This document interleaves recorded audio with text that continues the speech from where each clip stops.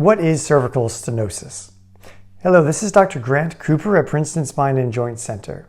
In this video, I would like to discuss an unfortunately very common problem that I see on a daily basis.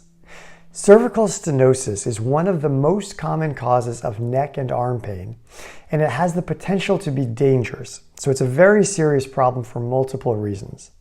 There's a lot to understand about cervical stenosis, so let's just dive right in.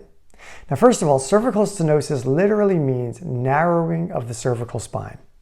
Specifically, it means that the holes where the nerves are traveling in the cervical spine have narrowed, so now there's less room for the nerves to exist in their holes and do their jobs. Because of this stenosis or narrowing of the holes, there's a greater chance that the nerves will become irritated and inflamed, which would then cause pain and other serious symptoms. The first thing to realize about cervical stenosis is that a lot of people actually have it and never develop any symptoms from it. Now imagine that. It's a very important point. It means that if you do happen to have symptoms from cervical stenosis, then you can often make the symptoms go away and live the rest of your life without those symptoms, without necessarily surgically opening up those holes. The narrowing of the holes in and of themselves aren't what causes the symptoms, but rather the symptoms occur when the body responds to that stenosis, that narrowing, with an inflammatory reaction. And it's then the inflammation that needs to be eliminated in order to take away the symptoms. Now, more on that in just a bit. But before we get to that, let's talk for a moment about how the holes in the spine get narrowed in the first place and where specifically they get narrowed inside of the cervical spine. The stenosis can occur in one of two basic places. It can occur in the middle of the spine where the spinal cord is, in which case it can cause something called a myelopathy, or it can narrow where the nerves are exiting the spine. When cervical stenosis is in the center, we call that central spinal stenosis. When the stenosis is where the nerves are exiting the spine, we call that foraminal spinal stenosis. Most people, if they develop symptoms from cervical stenosis, develop their symptoms from foraminal stenosis. It's an important distinction because some treatments will work for one, but not the other type of stenosis. Also, there are particular dangers with central cervical stenosis that we'll get to in just a bit. Now first, what actually causes the stenosis? Well, stenosis can come from many places in the spine. The most common reason that someone might develop cervical stenosis is a herniated disc, where the intervertebral disc has moved and it's now making the holes where the nerves travel smaller. Another really common reason, particularly common in older people, is something called facet joint arthropathy. You have these little small joints in the back of your spine called facet joints. Facet joints are joints just like other synovial joints in your body, like your knees, fingers, hips, shoulders, toes. You've seen in older people that sometimes they develop knobby joints in their fingers where the joints overgrow. Now the same thing can happen and often does happen in the facet joints in the spine. And when that happens, the bone spurs and the general bony overgrowth makes the holes where the nerves are traveling smaller. What generally happens, particularly in older people, is that there's a confluence of these different degenerative changes, including in the facet joint and the disc, and they all come together with a net effect that the holes where the nerves are traveling just become smaller. Now, when cervical stenosis causes symptoms, what are those symptoms? What do they tend to be? Well, in the more common foraminal stenosis, the most common symptoms are going to be radiating pain into the arm. The pain is generally described as sharp or burning. It can also be achy as well. Usually the pain is worst when the person looks to the side of the symptoms. And this is because when you turn your head to the side of the symptoms, and particularly if you look over the shoulder, you're closing the foramina, you're closing the holes where the nerves exit the spine on that side. Now sometimes, in addition to or instead of pain, the person might feel numbness and or tingling in their arm. The symptoms will generally follow the distribution of the nerve root that's inflamed. So if it's the C5 nerve root, the symptoms generally refer to the outside of the shoulder. The C6 nerve root generally will refer symptoms down the arm into the pointer finger in the hand, although sometimes it'll also go into the thumb as well. If the C7 nerve root is involved, the pain generally refers into the triceps and into the middle finger. The C8 nerve root will generally refer symptoms into the fourth finger, and the T1 nerve root will generally refer into the pinky. Now, it's important to recognize that these are good general rules of thumb to go by, but there's going to be a lot of individual variation in how any one person will present with their nerves, particularly when the symptoms are pain and numbness or tingling. Sometimes the symptoms will include weakness. If the C5 nerve root is involved, then the person may have weakness in their shoulder abduction and in their biceps. If the C6 nerve root is involved, then they may have weakness in their wrist extensors. If they have C7 nerve root involvement, then they may have weakness in their triceps with their elbow extension. If they have C8 nerve root involvement, then they may have weakness in their finger flexors. And if they have T1 nerve root involvement, they may have weakness particularly in their ability to abduct their pinky finger, like this. When nerves are inflamed or injured, usually pain comes first, then numbness and tingling, and then maybe weakness. For doctors, the signs and symptoms that are most concerning for the health of the nerves are true numbness and weakness. Now, when doctors talk about true numbness, what we mean is the arm doesn't just feel numb to the patient, but when the arm is actually examined, the patient actually doesn't feel the doctor touching them as much. That is, the patient has lost sensation to touch. And this suggests much more nerve root involvement than if the person feels like they have a numb arm, but they don't actually report numbness when they're being examined. So for example, if the patient can close their eyes and you can touch their arm and they feel you touching them just fine, that's a lot more reassuring. Weakness is the most concerning symptoms from a nerve root being inflamed standpoint. Weakness suggests that the nerve is very significantly impacted. This becomes particularly important when we think of how we're going to go about treating a patient, because at a certain point, nerves don't get better. So you want to make sure that even if there are lots of symptoms and maybe the patient feels really awful, we want to know that the nerves are healthy, and that way we can focus on the symptoms and not have to worry about the actual health of the nerve. If the nerve root health is in serious jeopardy, then it suggests that we may need to take a more aggressive treatment course that might even include surgery, at least to be considered sooner than later, because we don't want to allow the nerve to get to a point where it won't be able to improve, won't be able to get better. Now, this is rare, but it's important to be aware of. One way to determine the actual health of a nerve is to get something called an electrodiagnostic study, or an EMG. In this test, you're interrogating which nerve is affected and how badly the nerve is involved. You can think of a nerve as like a wire in the wall. There's the wire, and then there's the insulation. In a nerve, there's the axon, and then there's the myelin, which is like the insulation around the axon. When a nerve is inflamed but healthy, it means the insulation is irritated, but the axon itself is healthy. On a nerve test, this will mean that the nerves will fire slower than normal. Now, if the axon itself starts to become irritated and involved, then the amplitude of the nerve on the test will get smaller, and then we start worrying about the actual health of the nerve itself.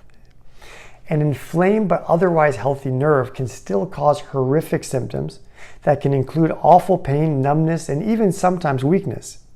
But the difference in these cases is that the health of the nerve is not in question, so then it really becomes more a question and an open question as to how aggressively to go about treating the nerve. When the health of the nerve is in question, it's still ultimately, obviously, the patient's choice as to how to go about treatment, but there should be more urgency to the treatment in order to give the nerve the best chance of making a full recovery. Now, let's discuss how we go about treating foraminal cervical stenosis, and then we'll talk about central cervical stenosis. Okay, how do we treat foraminal cervical stenosis? Again, this is the most common type of cervical stenosis where the nerves are inflamed as they exit the spine, causing what you would also call a cervical radiculopathy, or you might just say simply a pinched nerve in the neck. Now recall that not everyone with cervical stenosis develops symptoms. In fact, after the age of 60, close to 100% of people have at least some degree of cervical stenosis, and most don't have symptoms from that and might never develop them. A quick story will illustrate this point well. I did most of my training at New York Presbyterian Hospital in New York City, and the chair of the Cornell department at the time was a man named Willie Nagler. Now, Dr. Nagler was an amazing doctor who was pretty old by the time that I was there. In his heyday, he had been the doctor to President Kennedy, just about every celebrity in New York. He was a very, very, very nice guy. He had a great story that he liked to tell, where he had gotten an MRI for something that was totally unrelated to his spine one time. And the radiologist called him and he said, "Willie, we need to talk." Now that was unusual for a radiologist to do, and so it was a bad sign. So Dr. Nagler thought that maybe they found cancer or something really bad. And the radiologist told Dr. Nagler that he had such terrible spinal stenosis that he needed surgery immediately. Dr. Nagler thought about that, about what the radiologist had said, and he thought, well, I feel fine, I swim every day, I play tennis. I think I won't follow that advice. And he lived until he was 90 years of age, and though I lost touch with him, at the end, I'm pretty sure that he never had any spine surgery. Now, Dr. Nagler liked to tell that story to the young doctors because it underlined the important point that an MRI is really just an MRI. And just because you see stenosis in the spine on an MRI doesn't necessarily mean you have to do anything about it, because it might never cause any symptoms. Now, there will be a slight exception to this when we discuss central cervical stenosis, but it's a good story and a general good rule of thumb to keep in mind when we think about these things. And with that said, cervical stenosis is not irrelevant, and it certainly does set the stage for symptoms. Now, the symptoms come when there's an inflammatory reaction to the stenosis. Inflammation is a protein response, but the best way to think of it in this context is that it's like a fire. And there are two ways that we can put out a fire. The first is to move away the gas and the sticks and move away all the fuel. You clear away the fuel to the fire and the fire burns itself out. In a surgeon's world, that means surgery. It means literally going in and decompressing the spine in order to alter the anatomy and take the pressure off of the nerves. In the conservative world, which is really my world, it means targeted exercise. It means physical therapy. It means training the muscles to support the spine in order to take the pressure off the nerves and let them rest. Sometimes that works great.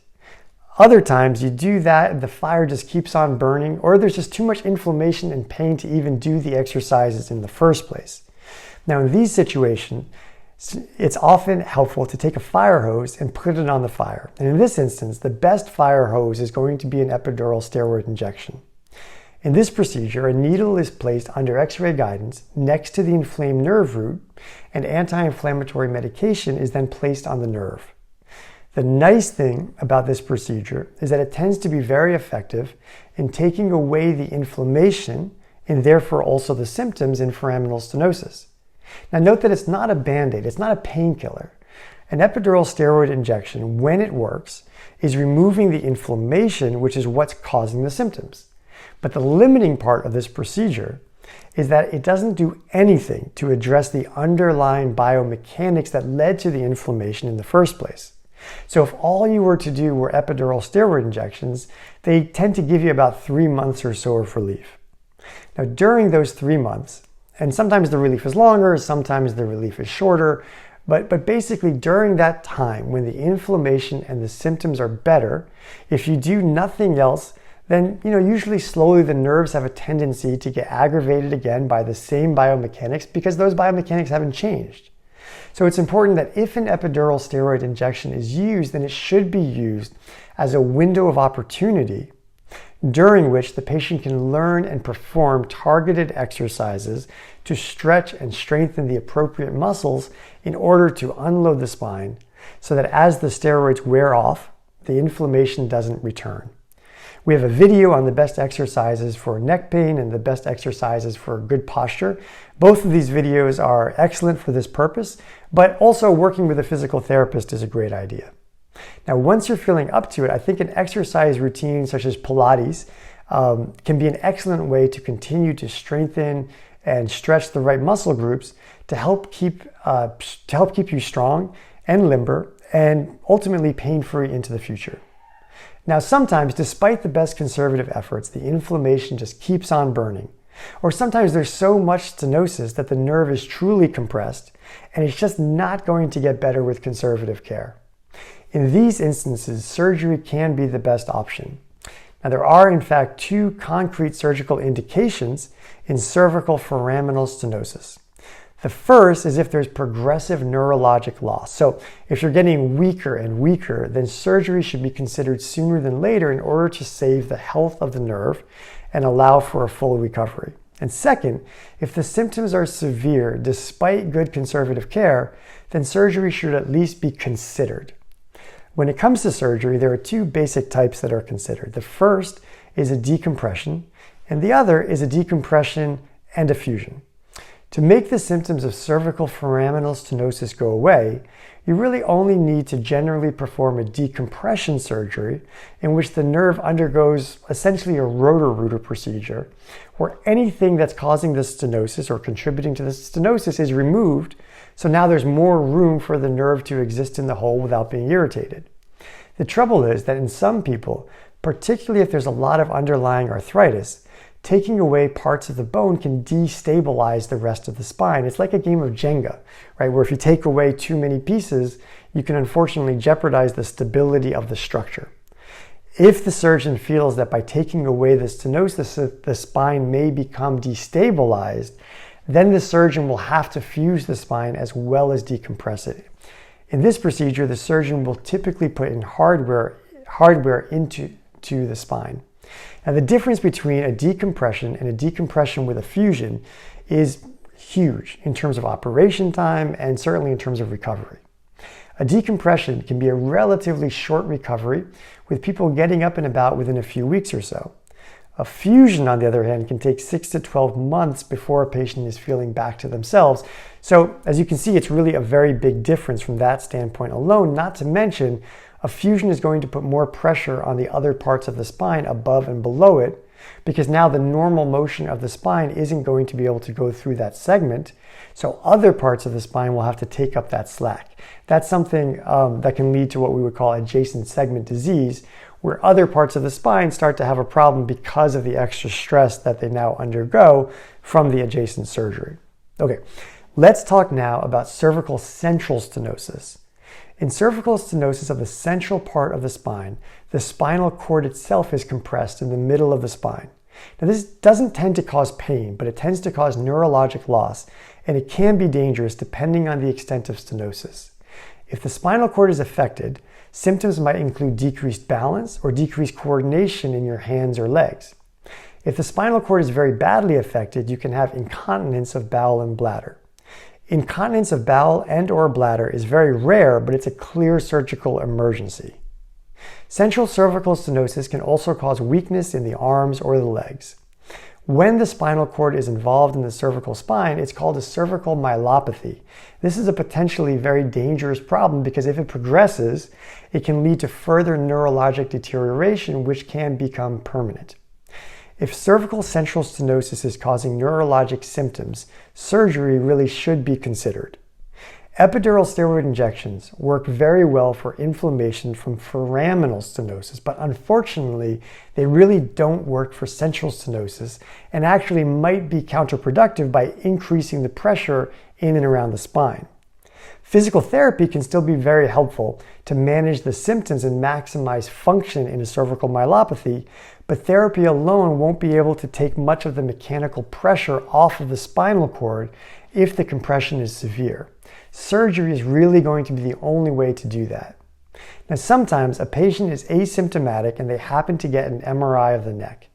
Or sometimes, and this I've seen too many times to count, a patient comes in and has clear symptoms from cervical foraminal stenosis. We treat the foraminal stenosis symptoms and the patient becomes asymptomatic, but the MRI of the cervical spine also happened to show severe central cervical stenosis. So what do you do in this type of case? The answer is that it really depends on a lot of factors. One factor is how severe is the stenosis. Another factor is whether there's any evidence of damage in the spinal cord itself, something that we would call myelomalacia. Then you also have to consider the age of the patient and the likelihood that the stenosis will progress with time. You also have to consider what type of surgery would be needed in order to decompress the spine. There'd be a lower threshold for surgery if the surgery could be a simple decompression. The threshold will naturally be higher if a bigger surgery that would involve fusion is needed. Now, sometimes you don't need to do anything at all, but you just educate the patient as to what signs and symptoms to look out for in case the stenosis worsens. Sometimes you might just follow a patient with another MRI in a year or two. And sometimes, even in the absence of symptoms, the risk of catastrophic spinal cord injury is just too great. So it becomes one of those very rare times that you end up doing surgery as a preventative measure in the absence of active symptoms. Ultimately, as you can see, it's a huge decision and it needs to be considered very carefully from multiple angles. Now, I'd be remiss to not mention a few other treatment modalities for foraminal stenosis. Gentle chiropractic care can be helpful to increase the mobility in the neck, but it should be done with extreme caution if there's central stenosis. In my mind, gentle chiropractic care works best when it's paired with good physical therapy exercises. Medications can help to manage the symptoms of cervical stenosis, but they won't help fix the underlying problem. It's important to note that only about 2% of an oral medication actually makes it to the spine. So taking anti-inflammatory medications can help with symptoms by reducing pain and maybe by reducing overall inflammation in the body, but they won't generally be able to reduce the inflammation at the site of the nerve root in the cervical spine. Now, the notable exception to this would be high-dose oral steroids, but taking enough oral steroids to impact the spine will often cause lots of side effects in the rest of the body. So an epidural steroid injection that uses a small fraction of the amount of oral steroid, but delivers that little bit of medication directly to where it needs to go, is generally a better and far more effective option. Of course, an epidural steroid injection in the cervical spine does have risks of the procedure as well, and so it needs to be done with great care and obviously only by an experienced specialist. There are nerve membrane stabilizing medications such as Neurontin and Lyrica, and these can be particularly helpful for some people for radiating pain. They don't tend to work very well on numbness, and they won't do anything at all for weakness. And of course, they do carry side effects. Most notably, they can affect mood, they can make people tired, dizzy, they can give you memory problems. These medications don't change the underlying problem, but they can be thought of as pain medications for nerves. It's worth remembering that most cases of cervical foraminal stenosis are successfully treated with conservative care. Once the symptoms are resolved, no matter how you get there, it's important to think about learning and doing a set of exercises and learning about the biomechanics of your spine so that you can keep your spine healthy far, far into the future. I hope you found this video useful. Please remember to like this video and please consider subscribing to our channel if you haven't already.